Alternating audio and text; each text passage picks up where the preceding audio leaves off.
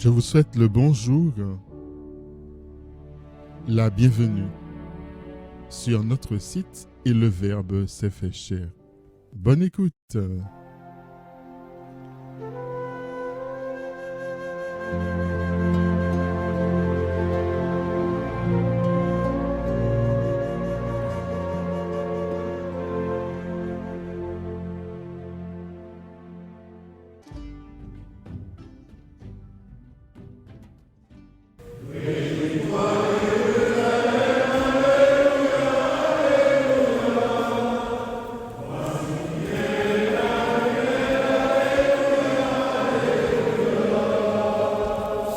Le Seigneur soit avec vous.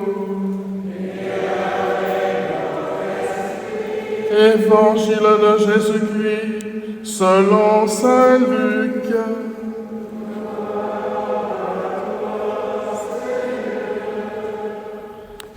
L'an 15 du règne de l'empereur Tibère, Ponce Pilate étant gouverneur de la Judée, Hérode étant alors au pouvoir en Galilée, son frère Philippe dans le pays d'Ithurée et de Traconitide, Lysanias en Abilène, les grands prêtres étant Anne et Caïphe.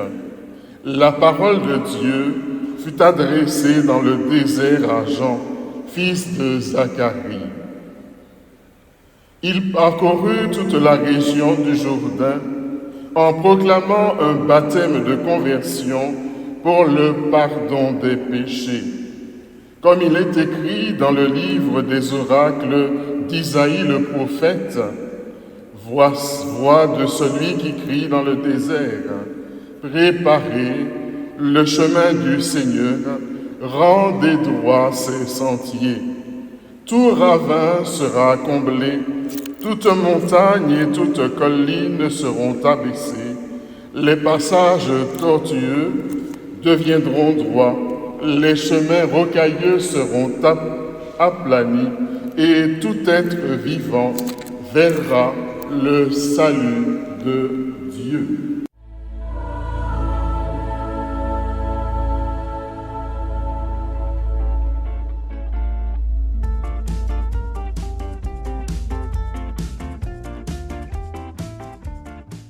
Sœurs et frères, quelques mots sur le contexte historique de ce passage, et puis je vous livrerai le message que le Seigneur m'a confié pour vous ce matin. Une longue phrase commence cet évangile. Elle se déroule comme une spirale qui nous entraîne au mystère de la personne de Jean-Baptiste. 7 personnages sont présentés. Tibère, Ponce Pilate, Hérode, Philippe, Lysanias, Anne et Caïphe, qui s'effacent tous devant Jean et son message.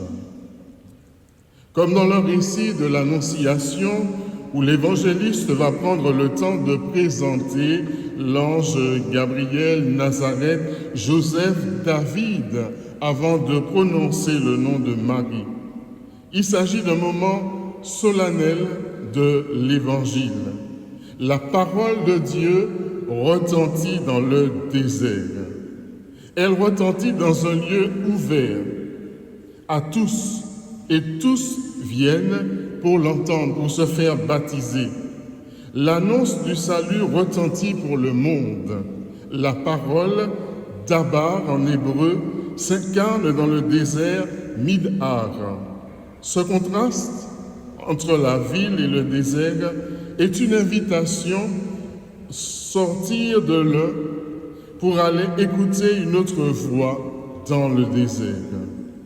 Une parole de Dieu qui est toujours une voix puissante par son humilité. Elle est là pour tous, mais elle n'est pas entendue par tous. Tout homme verra le salut de Dieu. Celui qui vient pour notre chair. Jean-Baptiste donne une porte d'entrée à la parole du salut universel dont lui-même n'est pas porteur, mais l'évangéliste identifie Jean-Baptiste à Isaïe, celui qui annonce le serviteur.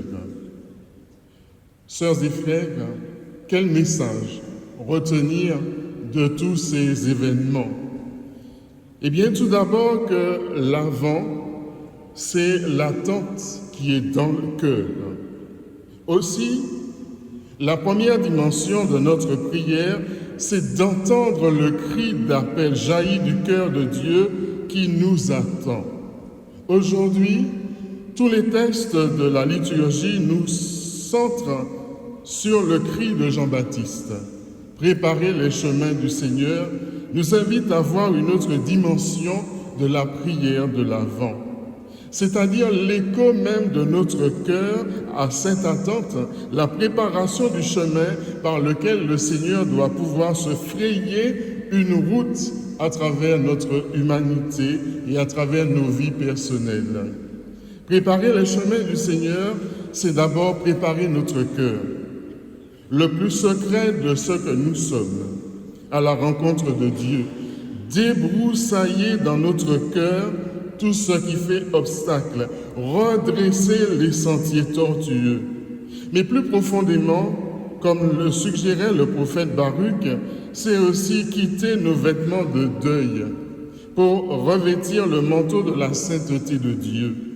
Préparer notre cœur, c'est d'abord faire naître en nous ce désir éperdu de la venue du Seigneur, de la rencontre cœur à cœur avec lui, car à quoi bon tant d'efforts, à quoi bon tant de vertus, si ce n'est pas l'élan d'un amour immense qui nous mène à la rencontre du Seigneur. Réveiller en nous cette passion de Dieu, la soif de Dieu. Alors la mise en état de notre cœur va prendre l'allure d'une danse de fête. Il s'agit d'orner ce que nous sommes pour un accueil. Vous connaissez la rencontre du petit prince avec le renard dans le désert, un renard comme il y en a des milliers d'autres, mais qui est devenu unique parce que le petit prince l'a apprivoisé. Et la troisième visite que le petit prince était venu lui faire à une heure inhabituelle, le renard lui dit « Il eût mieux valu revenir à la même heure, car si tu viens par exemple à 4 heures de l'après-midi, dès 3 heures, je commencerai d'être heureux, et plus l'heure avancera, plus je me sentirai heureux à 4 heures déjà. Je m'agiterai, je m'inquiéterai, je découvrirai le prix du bonheur. Mais si tu viens n'importe quand, je ne saurai jamais à quelle heure m'habiller le cœur. Habiller notre cœur, découvrir le prix du bonheur, voilà la première et je crois la plus fondamentale manière de préparer le chemin du Seigneur en nous. Préparer le chemin du Seigneur, c'est en même temps préparer sa route dans le monde qui nous entoure. Car le Seigneur ne vient pas seulement pour un tête-à-tête avec chacun de nous, mais il vient pour établir son royaume sur la terre, qu'il y ait des cieux nouveaux, qu'il y ait une terre nouvelle.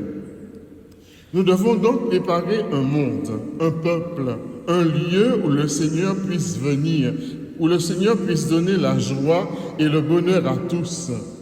Et pour cette préparation qui fait partie de notre prière, car notre prière est non seulement attente, contemplative et secrète de la venue de Dieu, mais aussi prise en charge de l'univers tout entier, il faut nous mettre dans les pas de Jean-Baptiste et de tous ceux qui l'ont précédé. Car Jean-Baptiste résume en lui toute cette attente qui de génération en génération, comme à tâtons, nous guide par la certitude de la foi qui a préparé la venue du Christ sur la terre. L'attente d'Abraham, l'attente de Moïse, l'attente de David et des prophètes est pour nous le type de notre attente. Comment ont-ils attendu le Christ? D'abord en se mettant debout, en se mettant en marche. C'est la vocation d'Abraham, lève-toi, quitte ton pays, va dans une terre que je te donnerai. Et Abraham partit sans savoir où il allait. Moïse a été appelé par Dieu au cœur du buisson ardent pour réveiller le peuple afin qu'il vienne à la rencontre de Dieu au cœur du désert, un peuple en marche.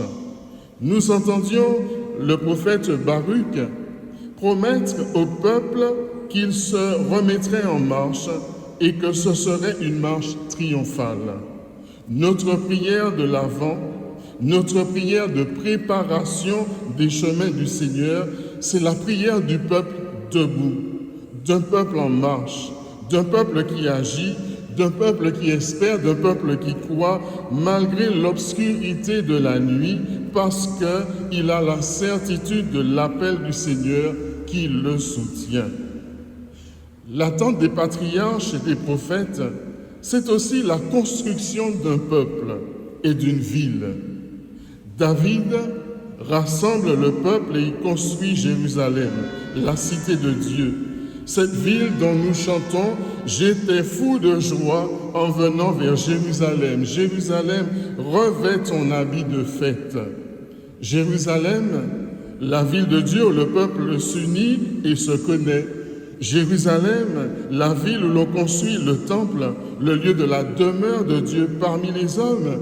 Eh bien, notre prière d'avant, c'est aussi de construire le peuple, de nous construire ensemble, de nous aimer, de nous connaître, de nous prendre par la main pour avancer ensemble, construire un peuple vraiment vivant, soudé et qui soit la demeure de Dieu afin que Dieu demeure par nous au cœur de cette humanité.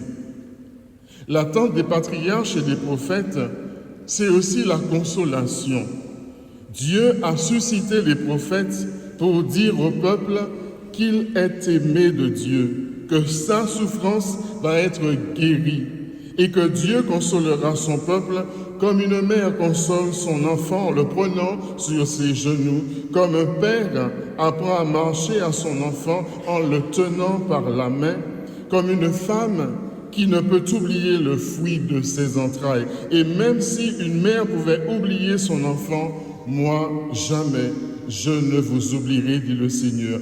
Être des consolateurs, avoir des cœurs de miséricorde, c'est-à-dire des cœurs sensibles à la misère des autres, savoir pleurer avec ceux qui pleurent, savoir essuyer comme Dieu, eh bien les larmes, comme Dieu l'a promis, les larmes des yeux de nos frères. Mais si notre prière d'avant et notre préparation des chemins reprennent le cri de Jean-Baptiste, l'attente des patriarches, la consolation des prophètes, il y a quelque chose de radicalement neuf.